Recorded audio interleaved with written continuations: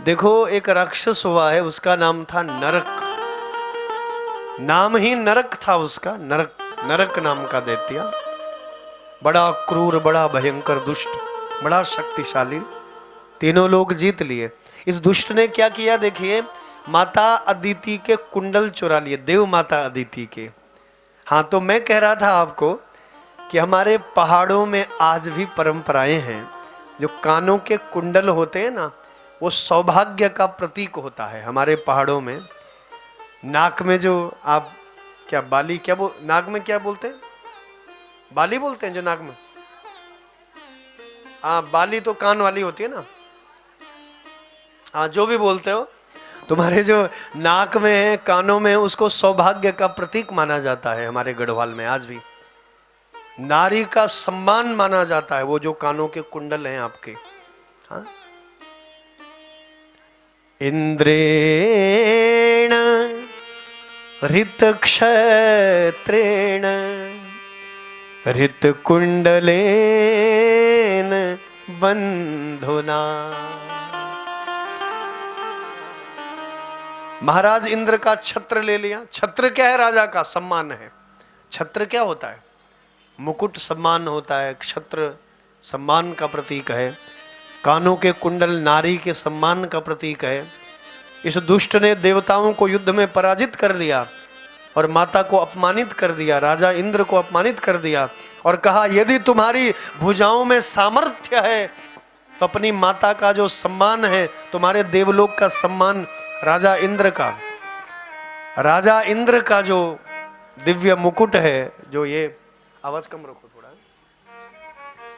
देवराज इंद्र के दिव्य जो छत्र है, मुकुट है, इसको लेकर के जाओ यदि तुम्हारी भुजाओं में ताकत है। सब पराजित हो गए, सब हार गए देवता। अब देवता सब ये हमारे द्वारिकाधीश की शरण में आए। हे सच्चिदानंद नारायण कृपा करो प्रभु, हे दयालु भगवान कृपा करो। तो बड़ा मंगलमय प्रसंग है। देखिए आप, सभारिया गरुड़ रूढ़ प्राग ज्योतिषपुरम ययो। प्राग ज्योतिषपुरम ययो। प्राग ज्योतिषपुर कहते हैं गुवाहाटी के लिए, असम। जो आज का असम है आपका, गुवाहाटी है असम, उसको कहते हैं प्राग ज्योतिषपुर। प्राग ज्योतिषपुरम ययो।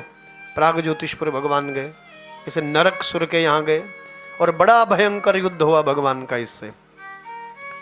तो ठाकुर जी का जब घमासान युद्ध हुआ, ठाकुर जी ने इस दैत्य का वध किया। आहा, देखो ये राक्षस जो था, इसके यहां तत्र राजन्य कन्यानाम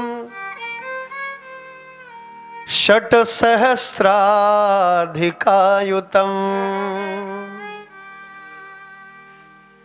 षट सहस्राधिकायुतम। 16,100 कुंवारी कन्याएं बंद थी। सुन लीजिए, तत्र राजन्य कन्या नाम षट सहस्राधिका। षट सहस्राधिका मतलब 16,000 से अधिक। षट सहस्राधिकायुतम, 16,000 से भी अधिक कन्याएं वहां कारागार में बंदी थी। ये राक्षस क्या करता? राजाओं को मार देता, लेकिन उनकी सुंदर कन्याओं को कारागार में बंदी बना देता। उन कन्याओं को कहता हमसे विवाह करो, उनको कहता मुझसे विवाह करो। तो ऐसी कहते हैं बंधुओं, 1 नहीं, 2 नहीं, 10 नहीं, 20 नहीं, 16,100 कुछ कन्याएं वहां कारागार में बंदी बन गई। भगवान आए, भगवान ने दैत्य का संहार किया। अब कारागार में जब भगवान गए कारागार की ओर, इन कन्याओं को मुक्त करके बोले जाओ जाओ जाओ, अपने अपने घर जाओ। इन कन्याओं ने ठाकुर के पैर पकड़ लिए। हे ठाकुर, अब हम कहां जाएंगी? कौन ऐसे माता पिता हैं जो हमें घर में स्थान देंगे?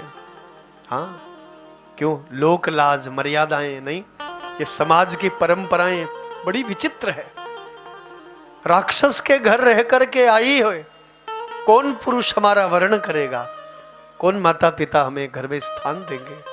लेकिन स्वामी, आप तो अंतर्यामी हो, हम तो मन, क्रम और वचन से आपको अपना सर्वस्व मान चुके हैं। हमें चरणों की दासी स्वीकार कर लीजिए प्रभु। बंधुओं, ये देव कन्याएं हैं, ये कोई साधारण नहीं है। हमारे अष्टादश महापुराणों में एक बहुत छोटा सा प्रसंग है, दिल्ली वालों ने नहीं सुना होगा। भैया कथा में ध्यान दो, बातें मत करो प्लीज। आप लोग बोलते क्यों हैं मुझे समझ नहीं आता।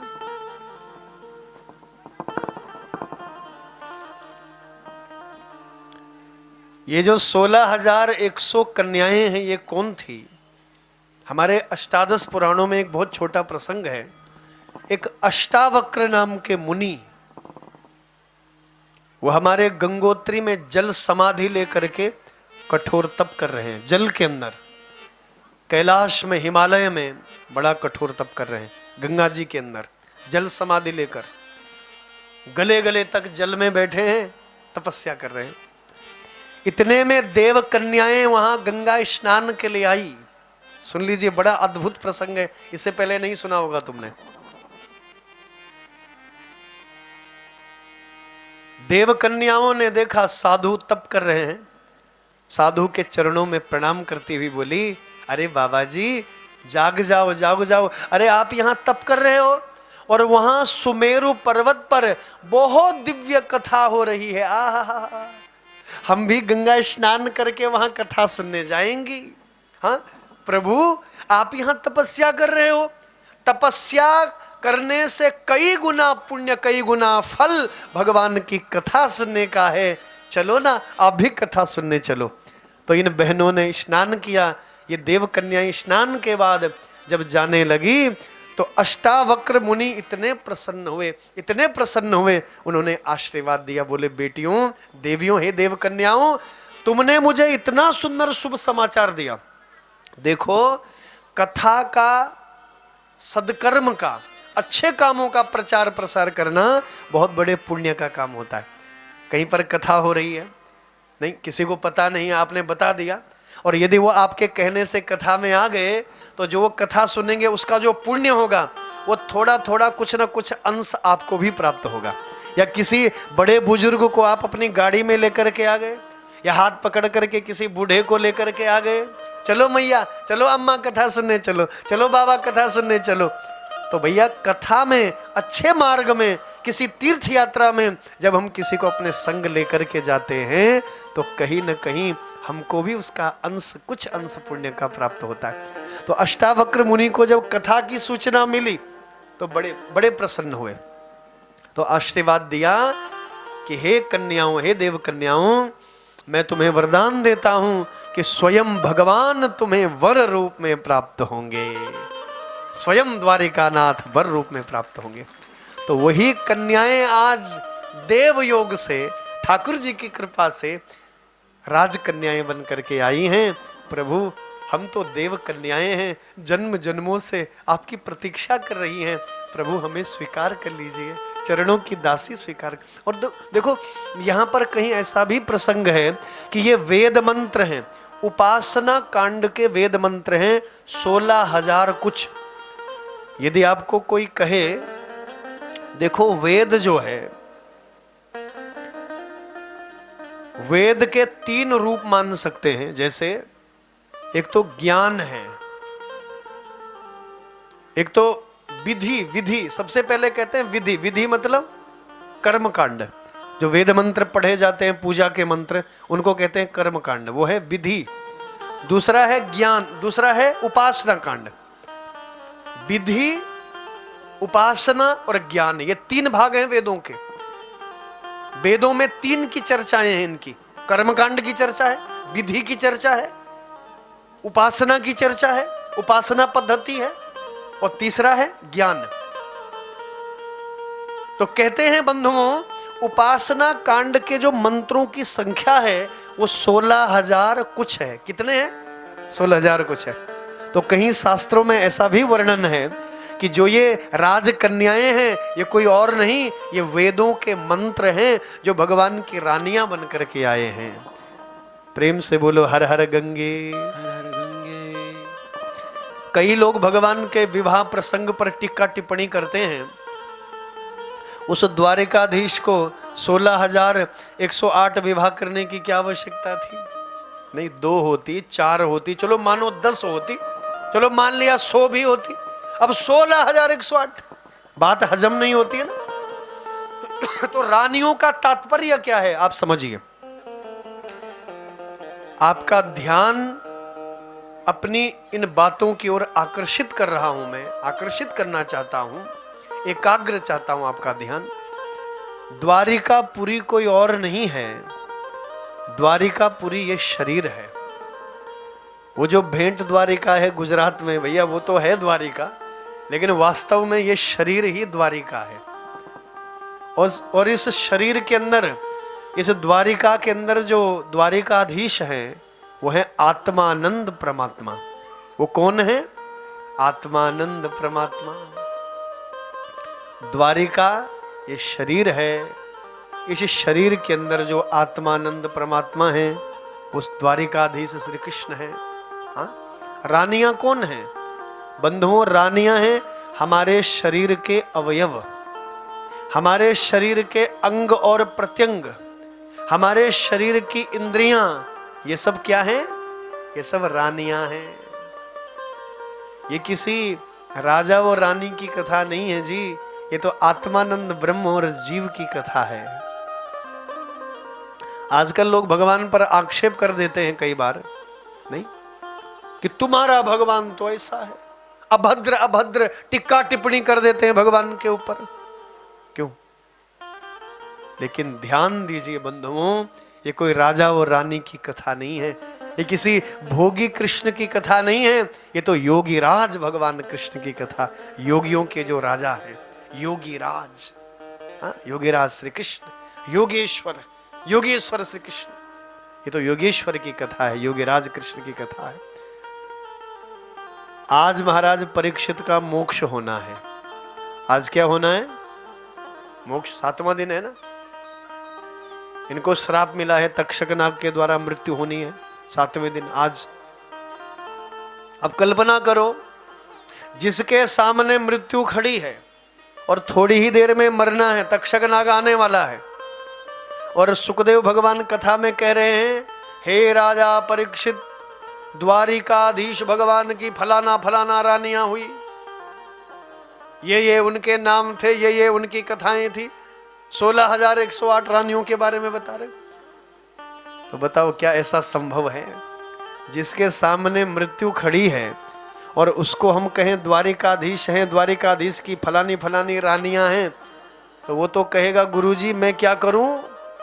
अरे द्वारिकाधीश की 16,108 रानियां हैं कि कितनी रानियां हैं, मुझे क्या मतलब? मेरे सामने तो मृत्यु खड़ी है, मैं तो मरने वाला हूं, मैं क्या करूं उन रानियों की कथा सुन करके? तो इसका तात्पर्य यह है, ये कथा साधारण नहीं है, ये प्रतीकात्मक है। भागवत जो है ना बंधु, वो समाधि भाषा है। क्या कहते हैं भागवत को? समाधि भाषा। समाधि भाषा मतलब लिखा कुछ और है, कहा कुछ और जा रहा है, उसके पीछे अर्थ कुछ और है। द्वारिका कोई मिट्टी या पत्थर या कोई सोने की नगरी नहीं है, ये शरीर ही द्वारिका है। और द्वारिका के अंदर जो द्वारिकानाथ हैं वो आत्मानंद परमात्मा हैं, वो आत्मानंद भगवान हमारे अंदर बैठे हैं। सबके पास द्वारिका है और द्वारिका के अंदर द्वारिकानाथ भगवान है। रानियां कौन है? शरीर के अंग और प्रत्यंग हैं, ये इंद्रियां हैं। जब ये इंद्रियां द्वारिकाधीश की शरण में जाती हैं, आत्मानंद परमात्मा की शरण में जाती हैं, तो भगवान इन्हें अपना बना लेते हैं। आहा, बोलो हर हर गंगे। ए जी जोर से बोलो। क्यों दिल्ली वालों, आज के बाद ये तो नहीं कहोगे कि 16,108 रानियां हैं भगवान की। 16,108 रानियां नहीं है, वो प्रतीकात्मक है, ये समाधि भाषा है। इसको मन और हृदय से समझना पड़ेगा, इसको भाव और प्रेम से सुनना पड़ेगा। हाँ? ये आत्मानंद ब्रह्म की कथा है, ये जीव और ब्रह्म के मिलन की कथा है। तो आइए, ये जो 16,100 कुमारी कन्याएं हैं, इनको भी भगवान ने स्वीकार किया। बोले द्वारिकानाथ भगवान की जय। हाँ हाँ, बड़ा मंगलमय प्रसंग है। देखिए, अब भगवान द्वारिकाधीश अपनी धर्म पत्नियों को द्वारिका विदा कर देते हैं और गरुड़ पर बैठ करके सीधे गए कहां? स्वर्गलोक में। और अपनी धर्म पत्नी सत्यभामा को लेकर के भी गए, क्योंकि सत्यभामा भी थी ना युद्ध में। सब भार्या गरुड़ रूढ़, भार्या यानी धर्म पत्नी सहित गए थे युद्ध में, सत्यभामा सहित।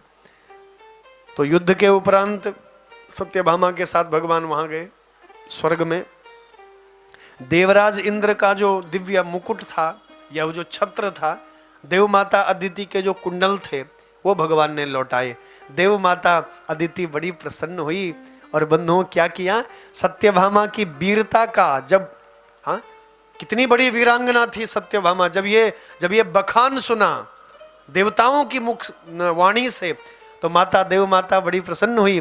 देव माता ने आशीर्वाद दिया, हे सत्यभामा, मैं तुम्हें चिर यौवन होने का आशीर्वाद देती हूं। चिर यौवन, कौन सा आशीर्वाद दिया? चिर यौवन मतलब कभी बूढ़ा नहीं होना, सदैव जवान रहना। बोलो हर हर गंगे। कोई चाहता है बूढ़ा होना? हमारी बहनें भी सोचती होंगी गुरुजी कुछ मिल जाए ऐसी जड़ी बूटी। बोलो हर हर गंगे। मैं ऐसे ही बोलता हूँ, मजाक करता हूँ मैं। हाँ चलो, मेरी ये बातें तो कम से कम याद आएंगी तुम्हें कल से, अब नहीं। हाँ मेरी याद तो पता नहीं, पर इन बातों की याद तो आएगी। हाँ कथाओं की याद तो आएगी। तो चिर यौवन होने का आशीर्वाद दिया कि कभी बूढ़ी नहीं होगी तुम, ऐसा आशीर्वाद मिला। और ठाकुर जी को क्या किया माता जी ने? पारिजात जो वृक्ष था उसका बड़ा अद्भुत पुष्प जो कभी मुरझाता नहीं, जिसकी सुगंधी कभी कम नहीं होती। इत्र की सुगंधी तो 2-4 घंटों में कम हो जाएगी, साधारण पुष्पों की सुगंधी 1 घंटे 2 घंटे में कम हो जाएगी, मंद हो जाएगी। लेकिन पारिजात वृक्ष का जो पुष्प था उसकी सुगंधी कभी कम नहीं हो सकती, हमेशा रहता। ऐसा दिव्य अद्भुत पुष्प दिया। तो द्वारिकाधीश जब वहां से आए स्वर्ग से, तो द्वारिकाधीश ने सोचा इस फूल का मैं क्या करूं। तो रुक्मणी सबसे बड़ी हैं, उनके बालों पर ठाकुर जी ने फूल सजा दिया। देख लो अब क्या हुआ, घर में क्लेश हो गया घर में अब। हाँ सत्यभामा बोली, अच्छा लड़ने के लिए तो मुझे लेके गए वहां लड़वाने के लिए, और फूल देने की बारी आई तो मेरी सोतन को दे दिया। बोलो हर हर गंगे। जिस घर में 2 होती हैं भाई, बुरा मत मानना, कैसा महाभारत होता है वहां। हाँ सत्यभामा कहती, अच्छा मेरी सोतन को रुक्मणी को क्यों पारिजात पुष्प दिया।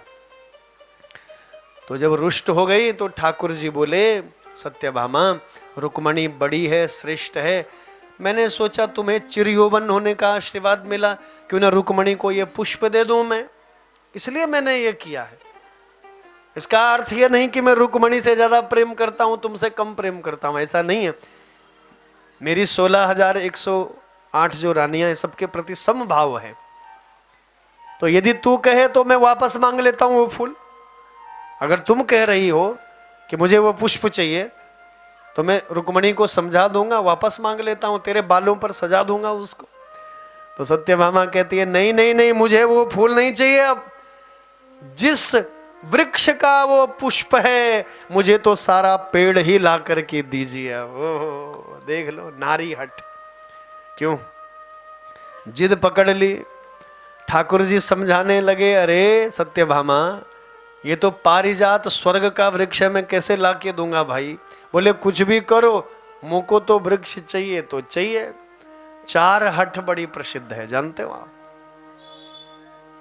पहली हठ है बाल हठ, बच्चों की हठ। एक बार जो जिद पकड़ लेंगे छोड़ेंगे नहीं। चॉकलेट चाहिए तो चाहिए, बस पाताल से निकालो चाहिए। रात के 12 बजे कुछ भी करो, चाहिए तो चाहिए। इसीलिए बच्चों के लिए कुछ ना कुछ स्टोर में रखना पड़ता है, एक्स्ट्रा नहीं, न जाने कब मांग बैठे कौन सी चीज। तो बाल हट। दूसरी हट है राज हट, राजाओं की हट। दूसरी हट है राज हट। वो तीसरी हट है जोग हट, जोगियों की हट। जोगियों की हट भी बहुत खराब होती है। वो चौथे नंबर वाली हट है चौथे नंबर वाली हट है, नहीं बोलूंगा मैं। नहीं, अगले साल भी कथा सुनानी है ना अभी। अगर केवल अभी कथा सुनानी होती तब तो बोल देता, फिर मेरा क्या बिगाड़ते, फिर मैं अपने घर हो तुम अपने घर। क्यों, अभी अगले साल भी कथा सुननी है, इसलिए मेरे अंदर हिम्मत नहीं है बोलने की चौथे नंबर वाली हट। अगर गलती से भी बोल दी, अच्छा जी कथा सुनने भी हम ही जाएं और बात भी हमारी ही करें, हाँ, तो सत्यभामा ने जिद पकड़ ली, मोको चाहिए तो चाहिए।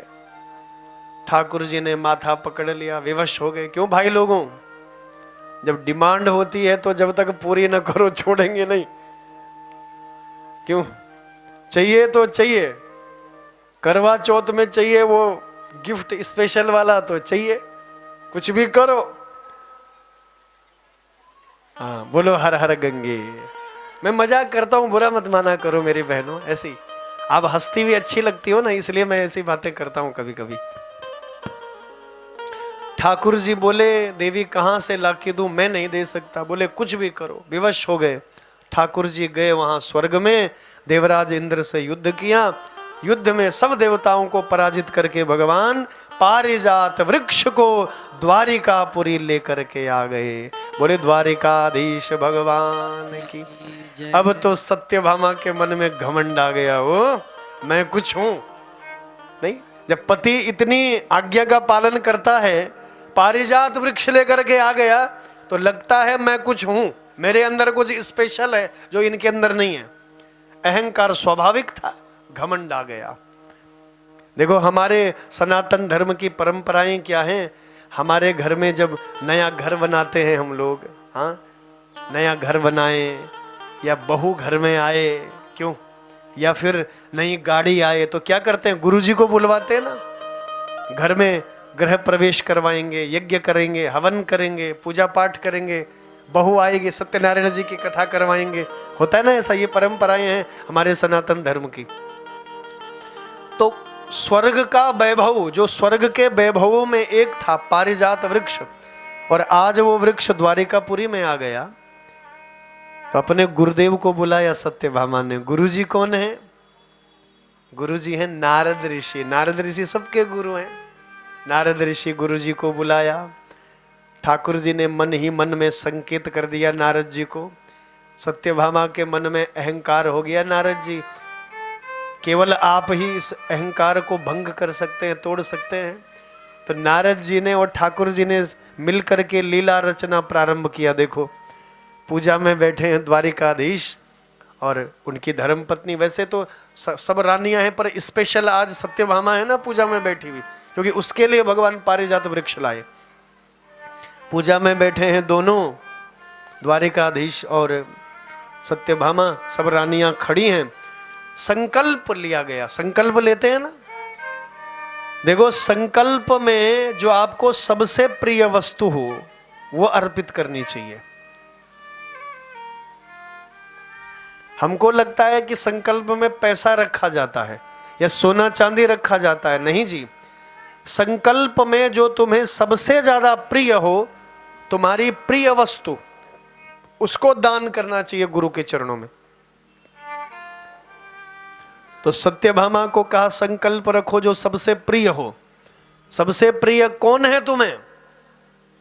कथा में ध्यान दो, सबसे प्रिय कौन है तुम्हें? तो सत्यभामा सोचने लगी मुझे सबसे प्रिय क्या है, क्या है, सोचने लगी सबसे प्रिय तो मुझे द्वारिकाधीश है। हाँ, तो द्वारिकाधीश को ही नारद ऋषि को अर्पित कर दिया। बोलो हर हर गंगे।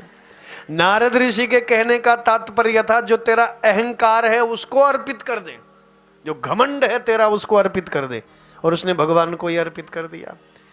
अब नारद जी के बस में हो गए द्वारिकाधीश। द्वारिकाधीश बड़ी भूख लगी है प्रभु, थोड़ी सी रोटी बना दो, सब्जी बना दो, दाल बना दो, भोजन बना दो। अब नारद ऋषि के लिए गुरु, अब नौकर बन गए ना भगवान, दास बन गए, सेवक बन गए। तो वहां रोटियां बेल रहे हैं, आटा गूंद रहे हैं, भोजन बना रहे हैं।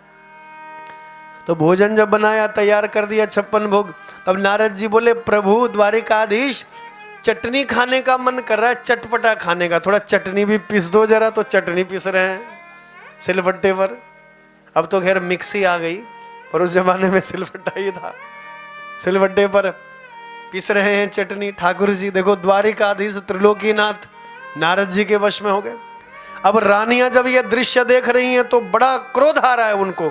इस दुष्ट सत्यभामा ने हमारे भगवान को नौकर बना दिया है। देखो हाँ, नारद ऋषि बोले भोजन हो गया, प्रसादी ले ली। बोले प्रभु थोड़ा मेरा बिस्तर भी साफ कर दो, जरा चद्दर बिछा दो जरा। तो चद्दर भी बिछा रहे हैं। हाँ, नारद ऋषि विश्राम कर रहे हैं। द्वारिकाधीश बहुत थक गया हूं, थोड़ा तेल मालिश भी कर दो जरा पैरों पर। ओ हाँ?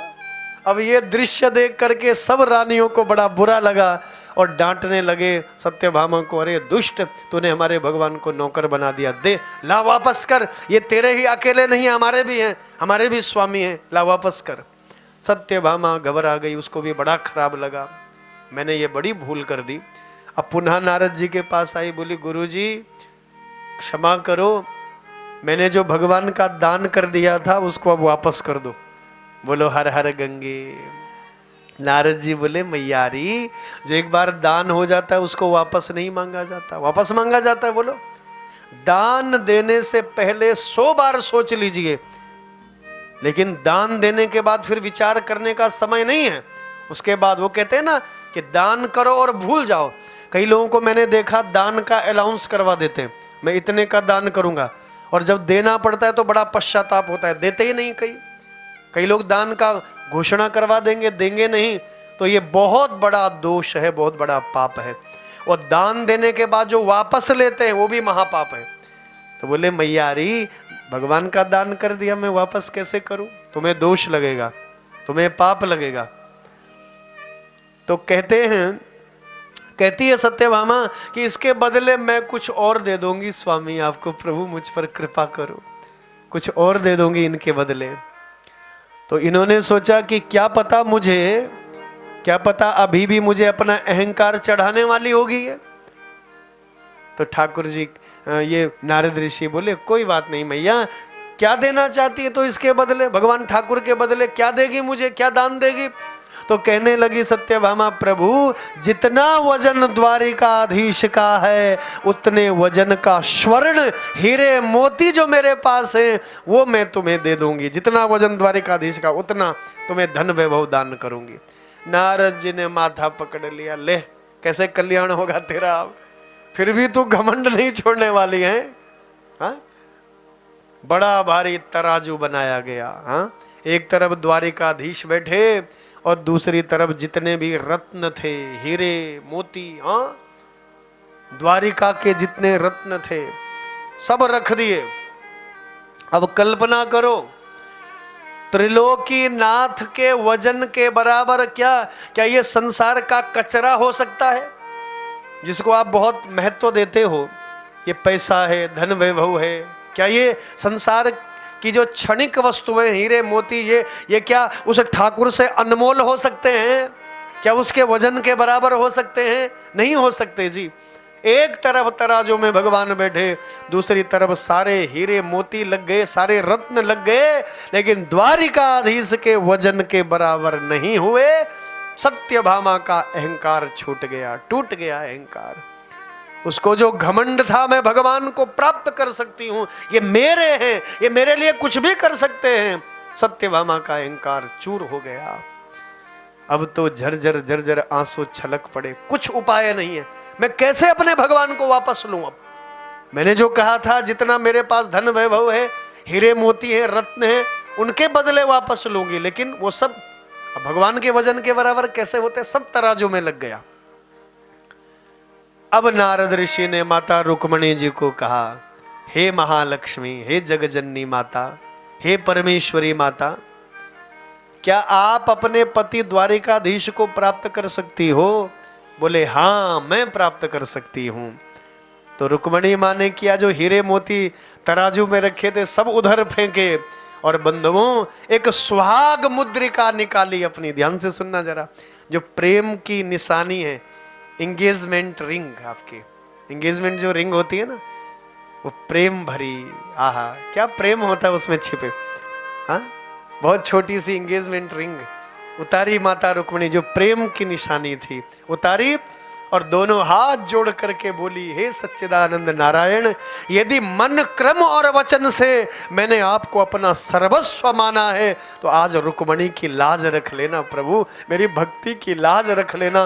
वो एंगेजमेंट रिंग उतारी, एक तुलसी का पत्र उठाया, छोटा सा पत्ता उठाया तुलसी जी का, तुलसी पत्र, और एंगेजमेंट रिंग को जैसे तराजू के ऊपर रखा, उस छोटी सी अंगूठी का वजन ज्यादा हो गया और भगवान का वजन कम हो गया। चारों ओर जय जयकार होने लगी, फूलों की वर्षा होने लगी। बोलिए रुक्मणी प्रिय भगवान की जय, रुक्मणी मंगल भगवान की जय। इस प्रकार से रुक्मणी, आज रुक्मणी को भगवान प्राप्त हो गए। ये रानियों की बड़ी मंगलमय कथा।